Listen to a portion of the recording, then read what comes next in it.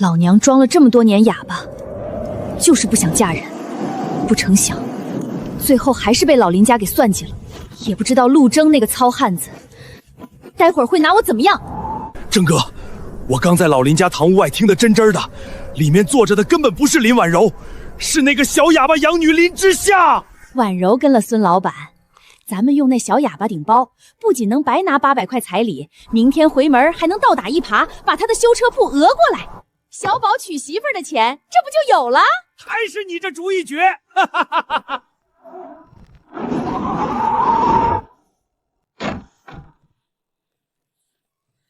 林家老东西拿个哑巴骗老子800块彩礼，真当老子的钱是大风刮来的？滚下来！你在干什么？线圈老化，2极管烧穿了，你就算把它供起来，每天磕3个头，它也发不出半点声音。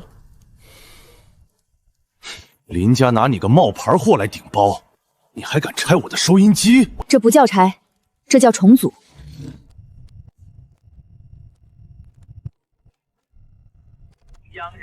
这台机器我逃过了半个月都没弄明白，这个传闻中的废物村谷用了不到5分钟修好了。你不是林家那个唯唯诺诺的养女，你也不是个哑巴，你到底是谁？在那种吃人的家里，装哑巴是个废物，不装哑巴早被他们卖给老光棍换钱了。至于我是谁，一个被逼急了绝不认命的倒霉蛋罢了。我是谁根本不重要，重要的是我们现在有共同的敌人。林婉柔拿了你的800块彩礼跑了，林家老两口不仅不打算退钱，还打算明天回门的时候倒打一耙，逼你把修车铺的房契过户给他们小儿子当补偿。他们也配？真以为我陆阎王的名字是白叫的？我知道你能打，但你是个退伍军人，动手打平头百姓，林家只要往地上一躺，讹也能把你讹进局子里。到时候你的修车铺彻底归了他们，你还得去踩缝纫机。想翻盘，你得跟我合作。陆征，我们做笔交易。说。林家压榨了我18年，我比你更恨他们。明天回门，你替我撑腰，做我的物理护盾。我保证让他们把吃了你的800块连本带利吐出来。作为报答，以后你修车铺里接不了的技术活，我来修。你搞不懂的重型机械图纸，我来画。我不仅帮你把彩礼拿回来，我还要让你的修车铺变成全县甚至全省最大的重工机械厂。林之夏，你知不知道，在这个村里还没有人敢这么跟我谈条件的人？是吗？那是因为你以前没遇到我。行，这笔买卖老子接了。明天的回门戏，我倒要看看你怎么把林家那群林害鬼的皮给扒下来。床归你，我睡椅子。睡个好觉，陆太太。明天早上咱们去抄家。这场替嫁原本是林家给他挖的地狱，但他们根本不知道，从废品收购站里爬出来的机械穿家，加上镇上最狠的活阎王，明天将会是林家所有人的末日。一会儿那个活阎王来了，呸！必须让他把镇上那辆大金眼自行车给我弄来，还有他那修车铺，以后也就是我的了。我的小祖宗，放心吧，林之夏那个3棍子打不出个屁的闷葫芦，早被咱们家拿捏得死死的。陆征就算再横，睡了咱们家的人，也得乖乖掏房契当补偿。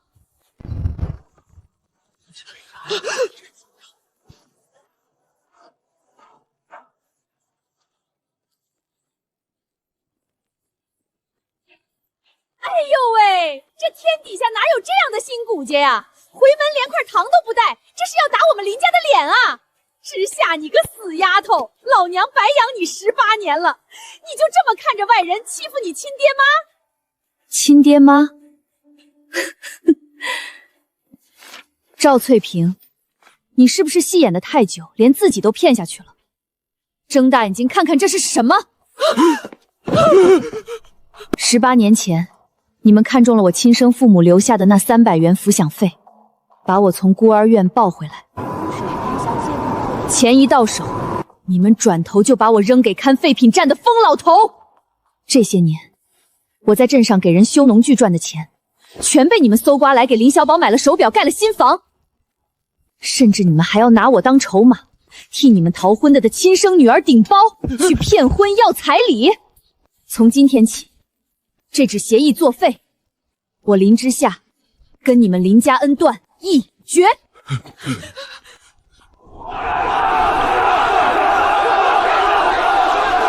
你反了天了！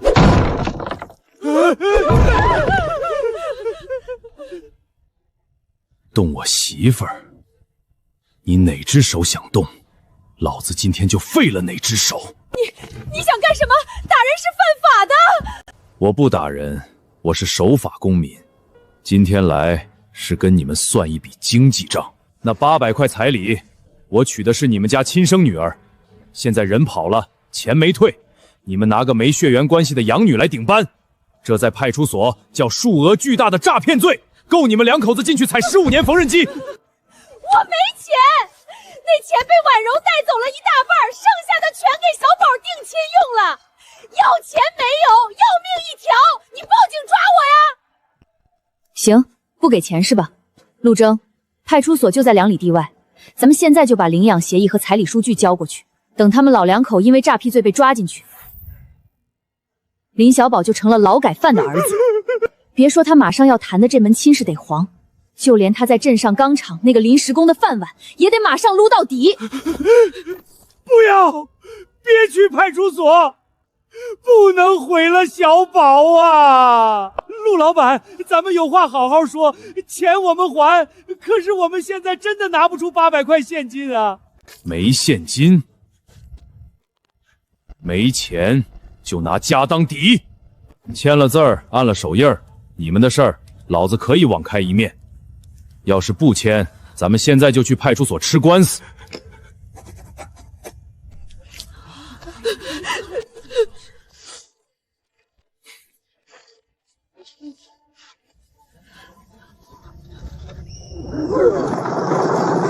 兄弟们，林家自愿用家当抵债，协议已经签了，按800块的标准合法拉货。好嘞，郑哥。这台飞跃牌黑白电视机抵150块，办。那辆大金鹿自行车8成新，抵100块，推走。里屋那200斤精白面和腊肉抵50，扛走。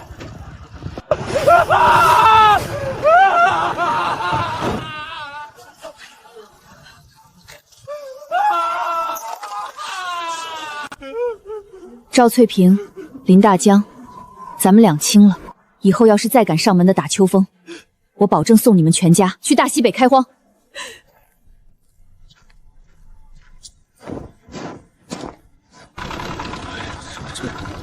媳妇儿，上车，咱们回家。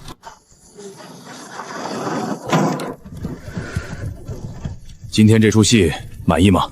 勉勉强强，不过搬回来的这些破烂不值钱。陆征，你敢不敢跟我干一票大的？哦，多大？镇上的西山煤矿那台趴光了半个月的德国进口主望金，抢在林婉丽那个屁妮子上前把它修好，5000块的维修费我要全拿。干！你一个连镇子都极少出的小丫头，怎么知道西山煤矿的主家竹坏了？还知道那是林婉柔姘头接的活儿？那个岛上叫孙大志，3天前他开着一辆破吉普来村里接林婉柔私奔。当时2人在废品站后头的草垛子旁私会，孙大志为了在林婉薇面前显摆，拿了一张揉得皱巴巴的图纸吹牛，说只要把煤矿台机器糊弄好，就能拿5000块巨款去南方倒腾海鲜。他走的时候，把一张废弃的图纸复印件随手扔在了雪地里。我捡起来看了一眼，那是德国西门产的液压主成结构图，图纸上标注着复杂的德文和机械参数。孙大志那种连初中都没毕业的2道贩子，去修那种精密重工设备，他连液压泄流阀和主油缸的位置都分不清。他去修，不仅修不好，而且大概率会引发油管爆裂。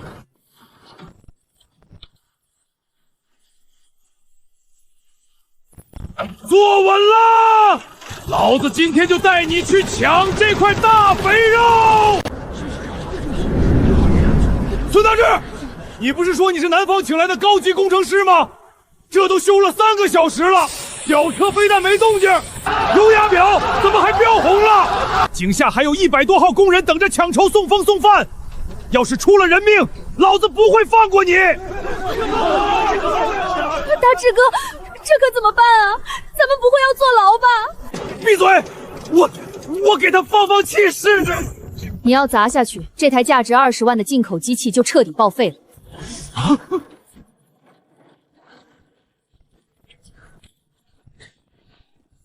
陆征，林之夏，王矿长，别理这2个要饭的。陆征就是个修车的泥腿子，那个女的更是林家不要的傻子，他们是来捣乱的。小丫头，你刚才那个话什么意思？你懂这西德机器？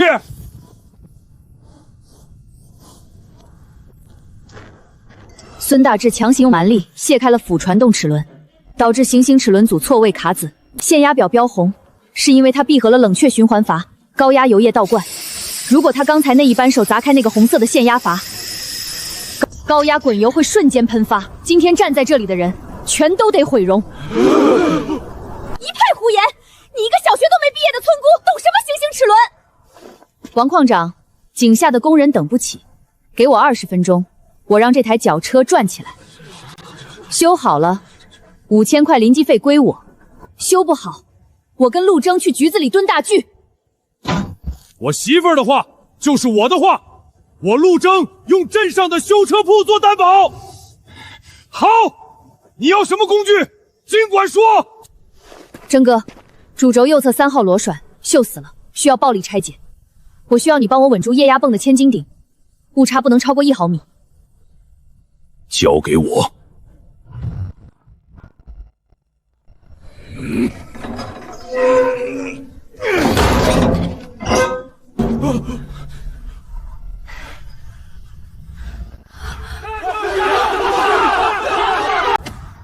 重新咬合，通电。赚了！赚了！老天爷啊，神了！陆老板、林工，你们这是救了我们全矿人的命啊！这是5000块，1分不少，请收下。王矿长，那我的出场费呢？是啊，你还敢要出场费？你个招摇撞骗的骗子，差点毁了老子几十万的机器！保卫科的，把这2个诈骗犯给我绑了，直接扭送治安局！志夏，救救我！我是你姐啊！那彩礼钱我不要了，我让你跟陆征好好过日子，你跟矿长求求情啊！第一，我们没有血缘关系，我不是你妹。第二，陆征本来就是我的男人，用不着你让。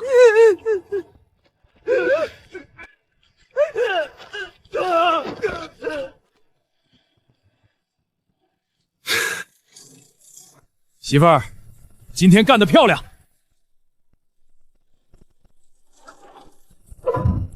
这5000块钱，你想怎么花？买下镇东头那个废弃的机械厂。陆征，修车铺太小了，装不下我的野心。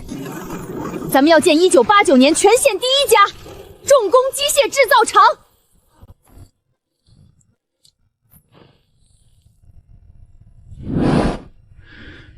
点点吧，5000块，1分不少。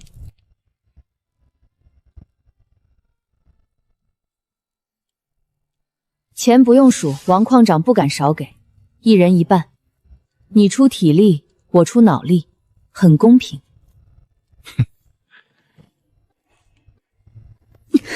陆征，你干什么？老子是个粗人，但也懂规矩。既然进了我的门，这屋里的1针1分1毫，包括我陆征这条命，都是你的。跟我分钱？你真当老子是个修自行车的穷光蛋？别动！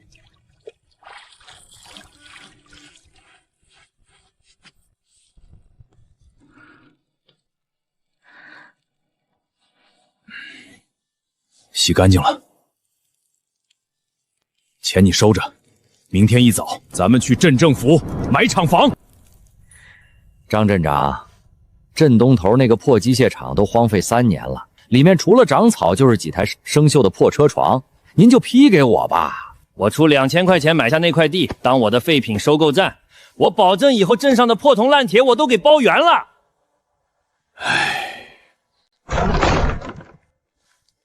张镇长，那个机械厂，李老板出2000，我陆征出5000，我买了。陆征，你个修破自行车的，哪来这么多钱？你别是抢了哪个银行吧？再说了，你买那么大个厂房干什么？当你的狗窝吗？张镇长，您看仔细了，这是小麦全自动脱粒机的核心齿轮改进图纸。我们买下厂房，不是为了堆废铜烂铁，而是要建镇上第一家重工机械制造厂。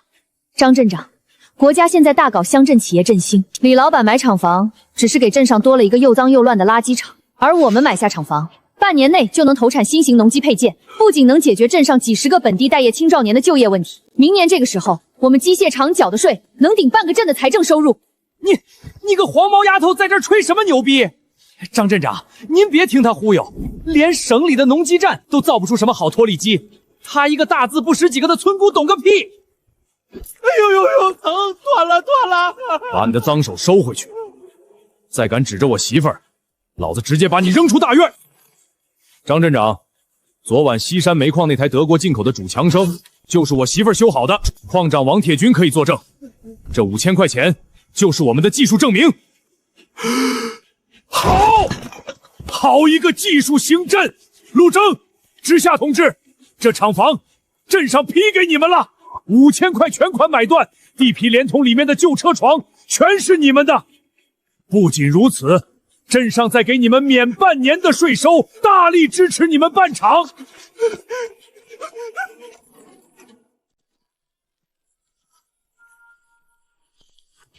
走，媳妇儿，去看看咱们的天下。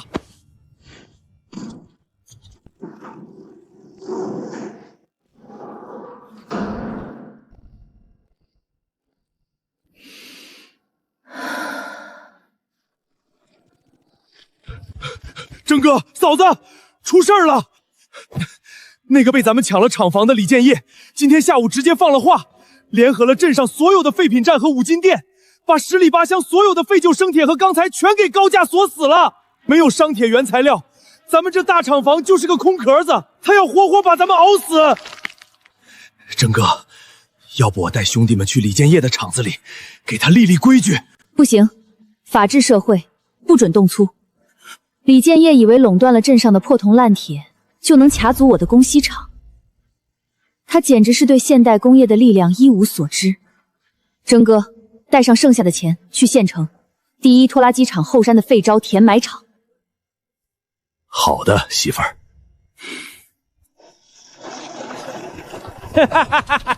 呸！哟，这不是咱们镇上新上任的陆大厂长吗？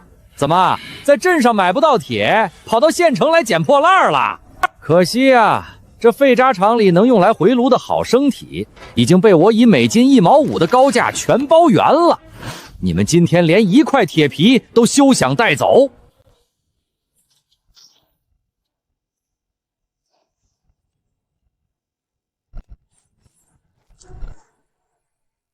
马三，去把废纸厂的厂长叫来。陆老板，这堆东西可不是什么好铁，这是以前省里军工肌肉厂淘汰下来的边角料渣子，硬得像石头，普通高炉根本化不开，连做个锄头都打不成形，纯粹是占地方的工业垃圾。垃圾？那这堆垃圾怎么卖？你们要真想要，给个200块钱装车旅费。这一大卡车的废招，你们全拉走。成交。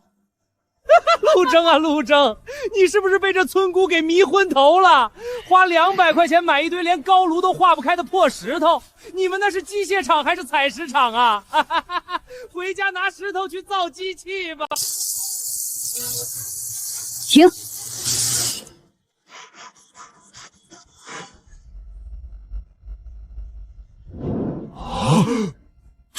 这是什么玩意儿？征哥，这是 W18CX4V 高压高速钨钢，在省城的黑市上这种极品平相钢1公斤要卖到20块外币钞票，而且有价无市。李建业那个蠢货以为生铁越重越好，他根本不知道，那堆被他当宝贝买回去的废旧生铁脆度极高，只能造出一堆用不了几天就崩盘的劣质铁片。而我们手里的这些被当成垃圾的高速钨钢，只要经过我设计的淬黄炉2次热处理，不仅能造出全省最耐磨、永远不崩齿的脱力机核心传动轮，甚至能用来打造最高级别的军工级车床刀具。嫂子牛逼！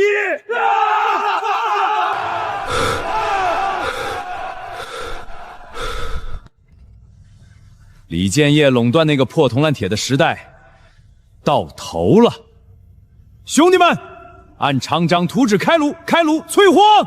是。乡亲们，看看我李建业这批新机器，核心齿轮全是用10里8乡收来的实心好生铁铸的，重量沉，底盘稳。今天订货，一台只要400块，1个月内报销。李老板，你这生铁齿轮是不错，可陆征那个重工机械厂不是也说今天要发布新机器吗？咱们要不再等等？是。等陆征？他那个破厂连1斤生铁都买不到，拿什么造机器？拿泥巴捏吗？我告诉你们，全镇的废铁都在我仓库里，陆征他们早就停工喝西北风了。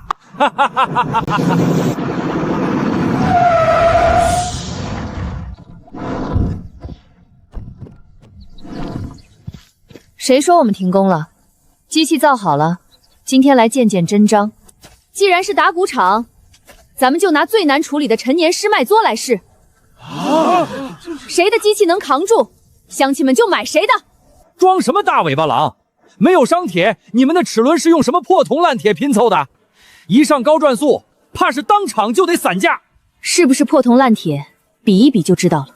比就比，老子这可是纯生铁铸的，怕你不成？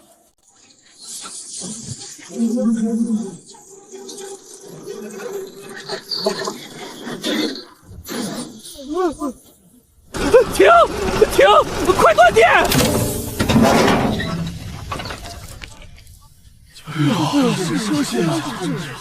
李老板，你这就叫实心好铁。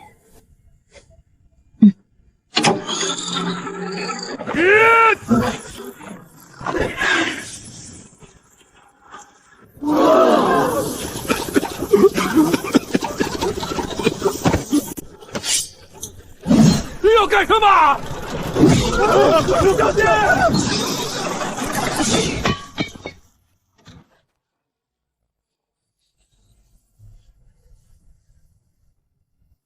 乡亲们看清楚了，这是我们机械厂采用高压高速钨钢，经过2次淬火打造的核心齿轮。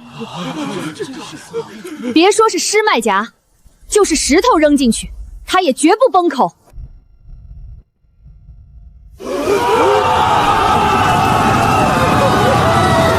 神了，这质量简直神了！林厂长，我们要订货。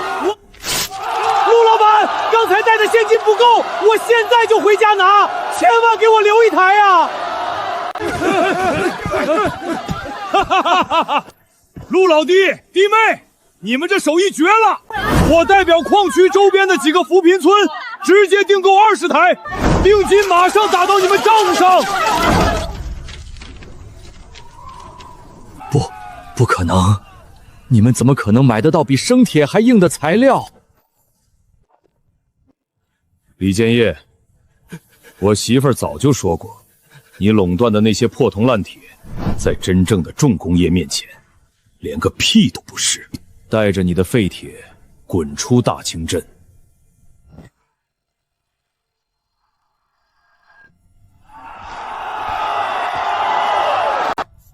账盘清了，除了扣除接下来1个月的工人工资和厂房修饰，净利润1万块。真哥，这笔钱怎么了？这笔钱数额太大，你拿去存在你的户头上。林之夏，我记得咱们新婚那天夜里，我就说过，进了我的门，我陆征的人，我的命，我的钱，全都是你的。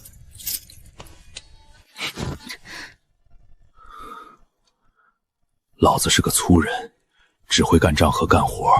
以后厂子你说了算，我听你的。家里的钱你可管着，我吃你的。媳妇儿，这钱你想怎么花就怎么花。好，那明天一早咱们去县城。大清镇的市场已经吃透了，我们要扩张产线，就需要更高级别的国标钢材，去县里订货。哟，这不是我那个在镇上收破铜烂铁的妹妹吗？怎么，镇上的垃圾捡完了，跑县城来丢人现眼了？林婉柔，看来看守所的门岗没让你长记性，这么快又换主子了。你别得意，景哥，您看，这就是我跟您说的那个没良心的白眼狼，还有那个穷酸修车工，他们肯定是来您这儿买钢材的，你可千万别卖给他们。原来你们就是那个什么大清镇机械厂的，怎么着？想买我的国标45号钢？我们按市场价购买，先定50吨。市场价？在我的地盘，我就是市场。哼，你们算什么东西？也配拿平价货？我告诉你们，想拿货可以，每吨加价200%，否则你们连一根铁丝都带不出这个大门。金老板，做生意讲究和气生财，你这么漫天要价，不怕砸了自己的招牌？怎么？你还敢在这儿打人？保安，把这俩叫华子给我赶出去！林之夏，你也有今天，你现在要是跪下来求我，怎么回事？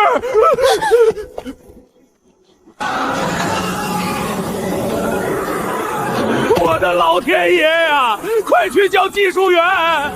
秦老板，修不了，这是承重液压锁死系统，内部阀门崩了，硬拆的话钢缆瞬间就会断掉，最多再有10分钟，机器就要砸下来了。给我一台手摇式准阳机，2根承重8吨的钢绳绳，外加一把12号的管钳。10分钟，我保住你这台龙门架和下面的设备。你疯了，这可是会死人的！你一个黄毛丫头，懂什么重工液压？我媳妇儿说能保就能保，废话少说，把工具拿过来。金大富，做笔交易，我替你解决这个大麻烦。作为交换，我要宏达钢材经销处未来3年每个月100吨标准钢材的出厂底价直供合同。答应我，保住你几10万的机器；拒绝我，你这新设备就废了。我签，我答应你。姑奶奶，只要你保住我的机器，别说底价直供，以后宏达钢材的货，你们机械厂优先挑。景哥，你别听他忽悠啊！他连初中都没毕业，哪里会修什么起重机？他肯定是想借机毁了你的设备，报复我！你给老子闭嘴！这台机器30万，要是摔了，老子把你卖到黑煤窑去抵债。马三儿，征哥，去把吉普车里的管钳和手摇总氧机拿过来，快！这台机器的致命点是液压阀门卡死，导致压力不平衡。现在不能用电，必须用纯机械的人力，在半空中用钢缆做一套庞通滑轮组，把那几10吨的重力强行转移到有氧机上。我要一个人爬上15米高的龙门主梁，把钢帘锁死在安全节点，同时手动砸开泄油阀泄压，另一个人在下面控制手摇悬梁机，在泄压的一瞬间接住那几吨重的下落力道。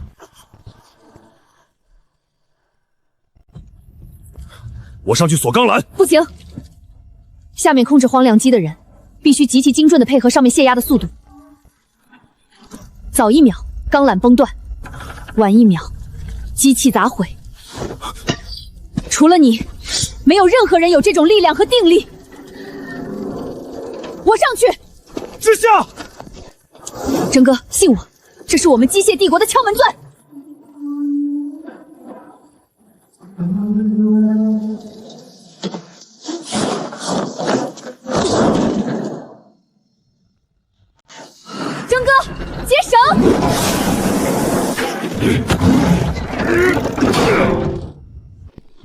我准备好了，来人，砸！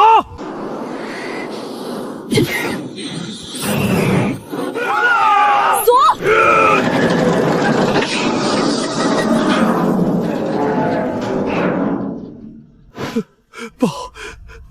保住了，保住了，保住了！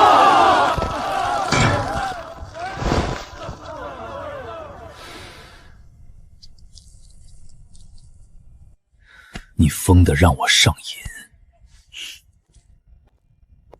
金老板，机器完好无损，现在去把你们宏达经销处的公章拿出来，咱们该签合同了。3年，每个月100吨，出厂底价。签，我马上签。姑奶奶，合同盖好印了，您过目。陆征，50吨标准钢，装车回厂。有了这批高质量的平价国标钢材，大清镇重工机械厂的产能如同脱缰的野马，彻底大爆发。短短3个月，建设排全自动脱粒机不仅吃到了周边3个县的市场，更是直接打入了省里的农机采购目录。厂里的工人从最初的4个退伍兵扩张到了足足120人，镇上的待业青年和退伍军人排着队想进陆老板的厂子。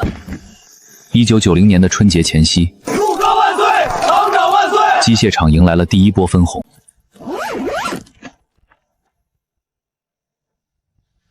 征哥，脱粒机的市场已经到天花板了。既然我们手里有全省最好的钢材直供权，还有几10万的资金流，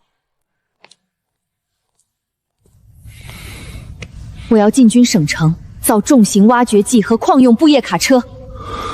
我要让属于我们的机械品牌横扫全国重工市场。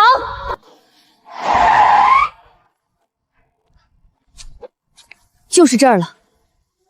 红星厂，省城唯一拥有挖掘机底盘研发基础的国营老厂，拿下它，我们的重工帝国就能直接起飞。周玉明，你这是趁火打劫！厂里的地皮和机器加起来少说值30万，你用10万块钱就想一口吞下？我手底下300个工人的遣散费你1分都不给，你让他们拖家带口去喝西北风吗？陈老头，你少跟我在这儿唱高调。你们厂欠信用社的10万块贷款明天就到期了。实话告诉你，这笔不良债权已经被我买下来了。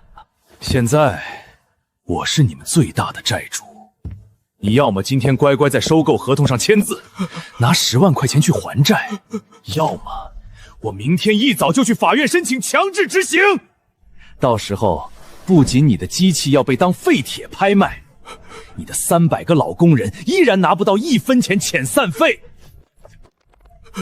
签字吧，这是你唯一合法的活路。我签，这字不能签。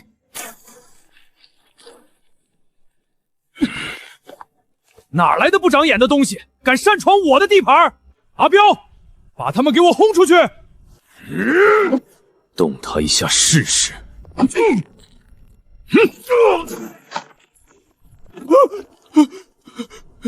你们想干什么？我告诉你们，我这可是合法的债务交涉。当然合法，欠债还钱，天经地义。陈厂长，自我介绍一下，大清竣工机械厂林之夏。这厂子我接了，这张是15万的现金本票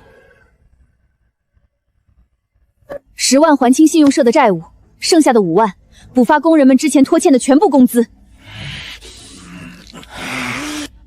林厂长，你说的是真的？你愿意接这个烂摊子？这不是烂摊子，这是宝藏。我看过你们厂留在库房的挖掘机图纸，设计是好东西，可惜你们卡在了高压液压泵的密封技术上，导致底盘频频漏油，对不对？你一个小姑娘家怎么知道的？哼，我不仅懂，我还能解决。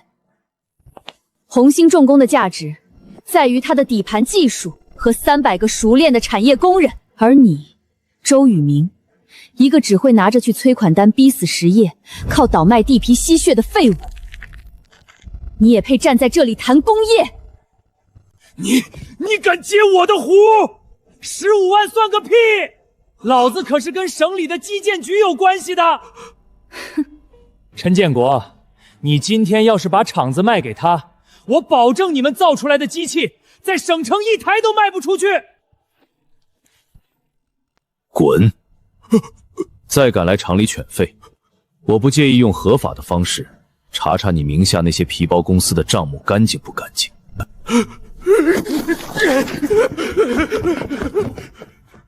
你们给我等着！你们就算买了厂子，我也能用人脉封死你们所有的销路！咱们走着瞧！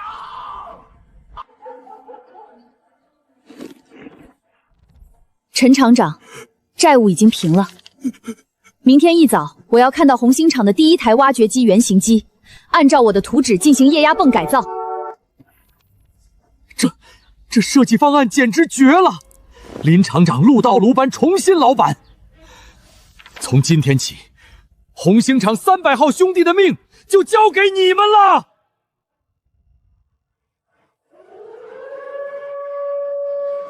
1个月后，省红星重型机械厂的宽阔的试车场上，一台通体喷涂着亮黄色工程漆、造型极具力量感的履带式中型挖掘机，正犹如一头蛰伏的钢铁巨兽般静静停住。成了，真的成了！林厂长的双重庞通贝壳设计堪称完美，动力输出比原来提高了整整30%，底盘稳如泰山。林厂长、陆老板，那个倒贩周宇明真的动手了。他在省城私营承包商圈子里放了话，谁敢买我们大清重工的机器，就是跟他名下的宇明建机贸易公司作对。他手里捏着好几家国外淘汰二手设备的独家代权，那些基建小包光头根本不敢得罪他。咱们这台样机虽然性能炸裂，但在省城硬是连一个来看货的客户都没有。封杀！周宇明以为堵住那些二道贩子包工头就能封死我们，简直可笑。我们造的是大国重工，从来就不屑于去抢那些蝇头小利的私人小工地。我们要进，就直接进国家级的重点基建主战场。真哥，敢不敢开着咱们的第一台机器，去跟省基建总局的硬骨头碰一碰？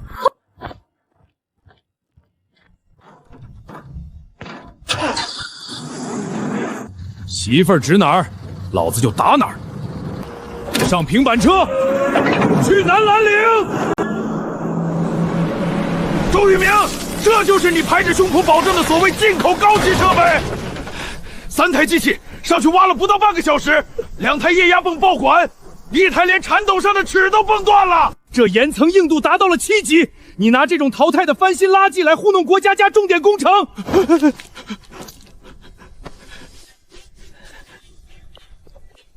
宋总工，您消消气，这岩石实在是太硬了，连进口货都扛不住，咱们国内的机器就更别提了啊！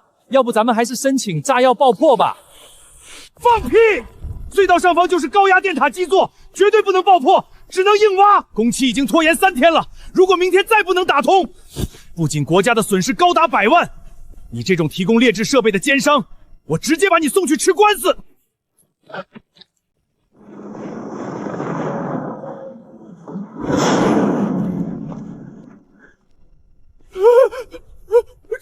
这不是大清重工的那2个人吗？宋总工您好，我是大清重工机械厂的厂长林之夏。听说南岭隧道遇到了硬骨头，我们带着自家研发的机器来毛遂自荐。大清重工，林厂长，不是我看不起私营厂，这可是7级硬度的青石花岗岩，连周老板提供的进口二手设备都崩了齿，你们国内小厂造出来的机器，怕是一铲子下去就得散架呀！宋总工，你千万别听他忽悠，他们就是个镇上党的草台班子，机器全是用破铜烂铁拼凑的，要是让他们的破烂机器死在隧道口，这工程可就彻底堵死了。聒噪！宋总工，真金不怕火炼，我们大清重工的挖掘机采用的是我们拥有独立专利的双重庞通液压锁死系统，扭矩是普通机器的 1.5 倍，而那铲斗上的5个挖掘齿更是全省独一无二的军工级高压高速钨钢锻造。给我10分钟，如果我们的机器崩了1个齿，或者漏了1滴油，这台造价10万的机器，我当场砸了给你们工程队铺路。但如果它挖开了，宋总工，我要你当场撕毁跟这个奸商的合同。南岭隧道乃至省基建总局接下来的500万重型设备采购单，由我们大清重工接盘。好，我给你10分钟，只要你们能挖开这块石头，我宋长明做主，马上跟你们签采购合同，立刻上机。真哥，看好了，媳妇儿。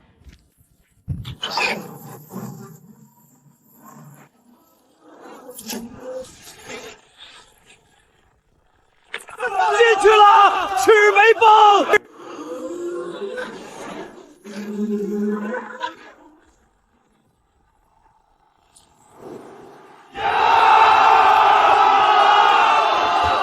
完好无损，一点油没漏。机，这是咱们国人自己造的神机啊！宋总工，10分钟没到，承诺兑现，该您了。周老板，你用劣质翻新机欺瞒国家工程，导致工期延误，准备迎接基建局的律师函和天价索赔吧！带着你这几台破烂，马上从我的工地上滚出去！林厂长、陆老板，什么都不说了，南岭项目2期外加省防洪总局的采购名额，总计15台重型挖掘机，200万的单子。今天下午，基建局就去大清重工签合同。这块硬骨头，咱们啃下来了。这算什么硬骨头？真哥，咱们的大时代才刚刚开始。拿下200万大单后，大清重工省城分厂彻底沸腾了。然而，就在这个节骨眼上，出事了。林厂长、陆老板，省柴油机厂那边突然毁约了，咱们交了定金的15台150马力重型柴油机，他们说没货，不给了。没货？省柴机厂也是要看效益的，白纸黑字的合同，有钱不赚，怎么可能突然断供？是周宇明搞的鬼！我找内部的熟人打听了，周宇明手里捏着一批国外进口的高压喷压油嘴货源，省柴机厂现在正急需这批零件组装一批高利润的外贸机。周宇明放了话，只要省柴机厂敢把民用发动机卖给咱们大清重工，他就立刻断了那批喷油嘴的供货。林厂长，看着那一排没有心脏的铁壳子，心里急不急呀？距离宋总工规定的交货期还有最后3天，全省能提供大马力柴油机的渠道全被我打过招呼了，你们死定了！现在给我跪下认输，把你们那个双重旁通液压专利免费转让给我，我就大发慈悲卖你们几台2手机器应急。周宇明，你是不是觉得封死了省内的柴油机厂，我就真的造不出挖掘机了？怎么，你还想现搓一个发动机出来？我不搓，我只是觉得那点马力的机器太绵软了，配不上我大清重工的底盘。3天后，交货现场见。媳妇儿，怎么搞？省内的商路断了，我带兄弟们连夜去外省拉货。来不及了，跨省调货最快也要1星期，工程等不了。真哥，去城北的黑水边贸私人货场，找那些倒腾毛子重工业设备的民间倒脚。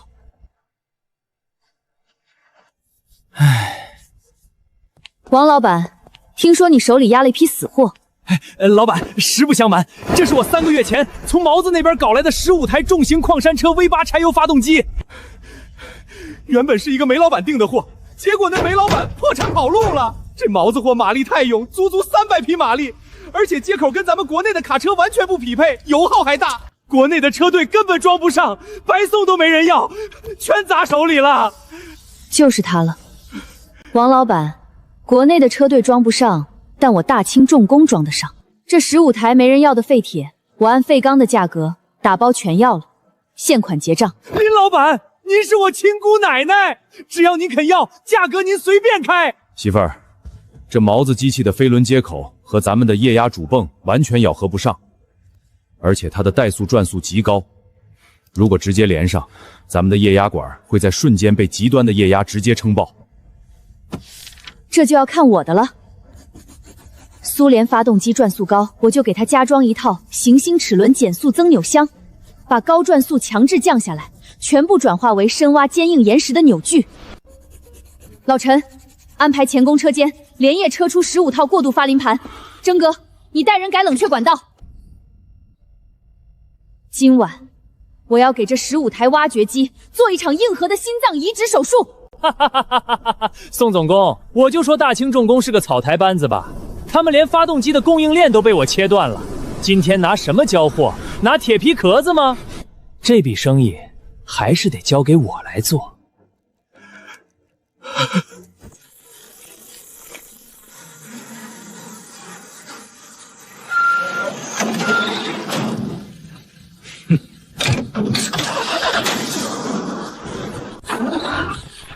这绝对不是省柴机厂的150马力发动机，你们是从哪儿弄来的机器？周宇明，你眼睛看清楚了，你费尽心机断了国内的供应，那我就只好给我的机器装上300马力的纯正毛子重工业心脏，这叫真正的重工贸易战。你这种靠着倒卖几根喷油碎就想卡我脖子的井底之蛙，也配挡我的路？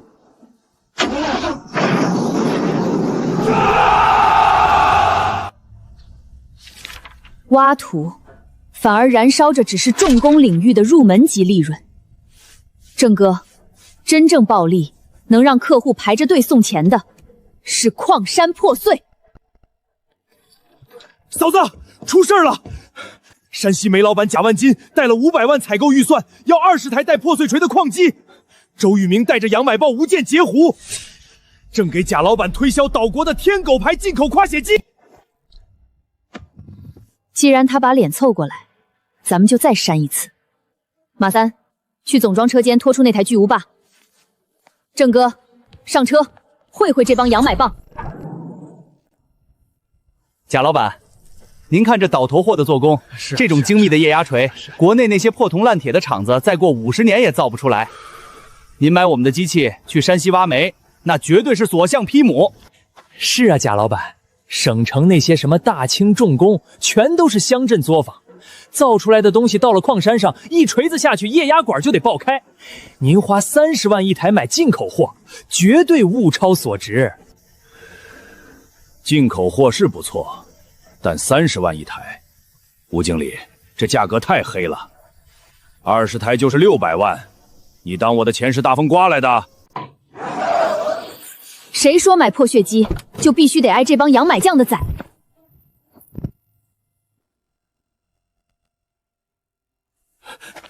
林之夏，陆征，你就是大清竣工的林厂长。贾老板，幸会。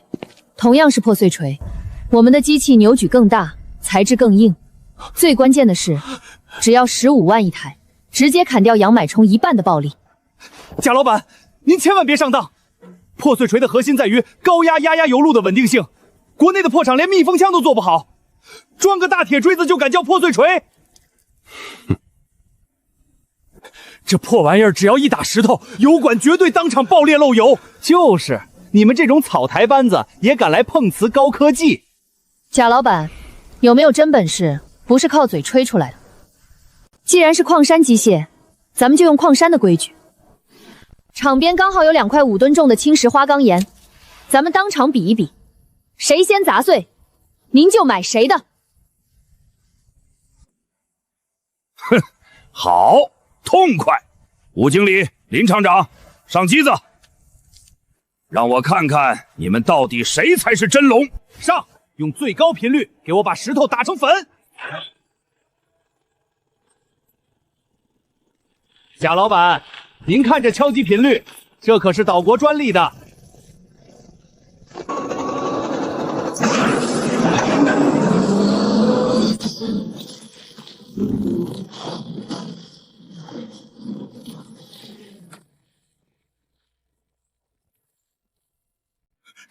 这不可能！这么恐怖的油压释放，它的液压管怎么可能不爆裂？因为那是你见识短浅。我们采用的是双重高压钢丝编织油管，加上我独家专利的蓄能阀。你们主子做不到的事，不代表我们做不到。林厂长，神机，这才叫矿山神机呀！这里是300万支票，20台全配这种黑金刚破碎锤。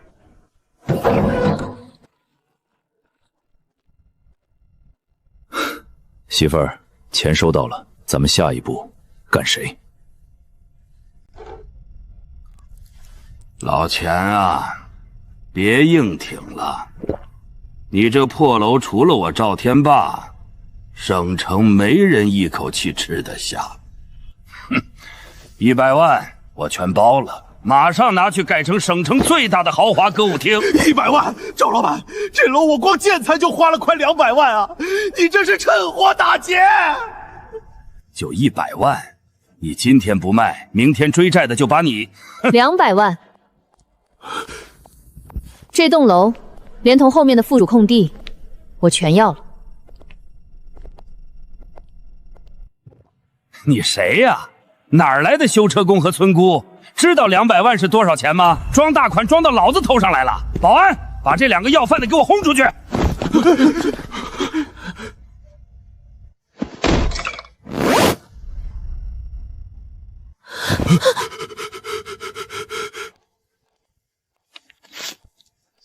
你刚才说谁是要饭的？钱老板，点钱，200万买楼，剩下的100万，去给这栋楼装上省城最好的电话交换机和进口电梯。8层高的大楼用来开歌舞厅太低级了，以后将是大清制工重工集团的全球总部。滚！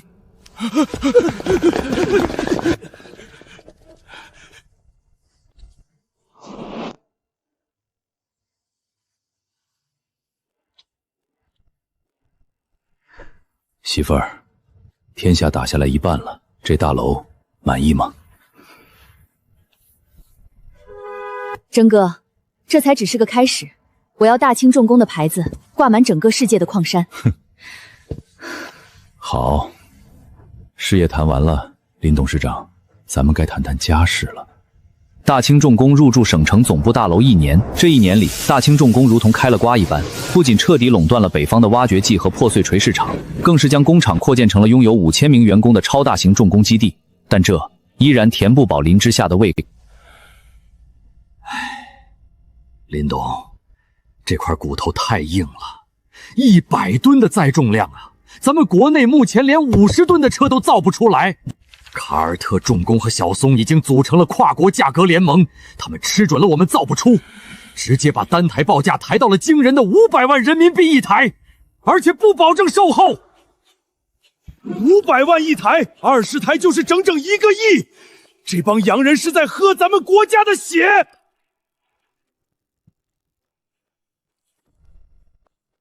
媳妇儿，图纸画完了吗？画完了。100吨级重卡的难点不在底盘，而在电传动系统和轮毂电机。他们以为封锁了液压传动技术就能卡堵我们，那我们就彻底抛弃传统的机械传动。我设计的这台大清刑天柱，采用全套自主研发的大功率柴油机发电，加交流变频轮毂电机驱动。他们卖500万，我这台车的造价只要150万，而且扭矩更大，爬坡更稳。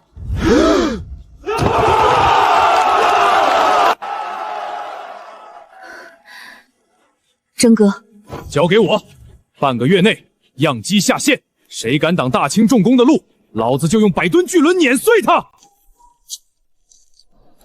宋局长，签了吧。你们在轻工业上或许行，但在这工业巨兽面前，再过50年也追不上我们。500万一台已经是我们的施舍了。谁说我们造不出100吨巨兽？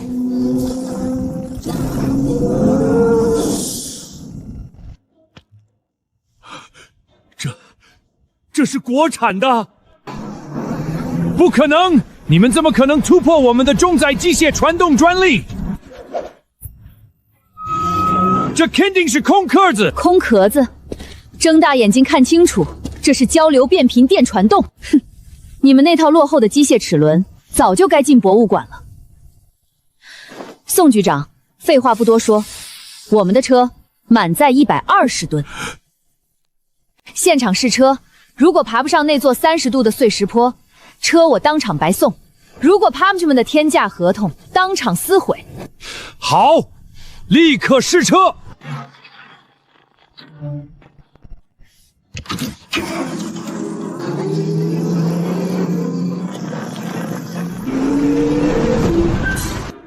赢了！咱们自己的100吨巨兽赢了！林董，大清重工国之重器，20台不50，我们全要了。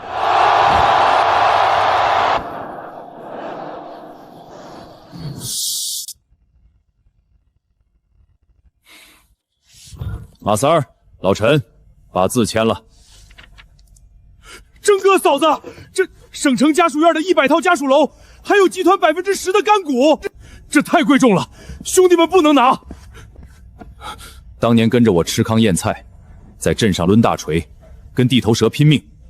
今天大清重工的江山，有你们一半，拿着，以后带着老婆孩子，在省城挺起胸膛做人。不仅是兄弟们，老陈，从公司总账上立刻划拨出5000万，成立大清重工慈善基金，2000万在全省建10所重工技校，无条件免学费招收退伍军人和下岗职工，包分配进厂。剩下的3000万全部化作咱们最好的农机和挖掘机，无偿捐给大西北的贫困山区和国家防洪抢险前线。穷则独善其身，达则兼济天下。大清重工赚的不仅是利润，更是制造业的脊梁。说得好！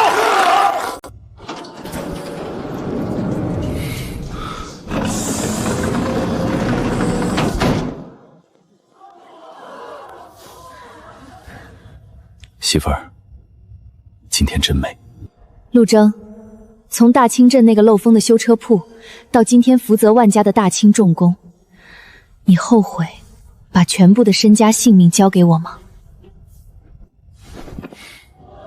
老子这辈子最骄傲的事儿，不是造出了100吨巨兽，更不是成了什么首富，而是娶了你，林之夏。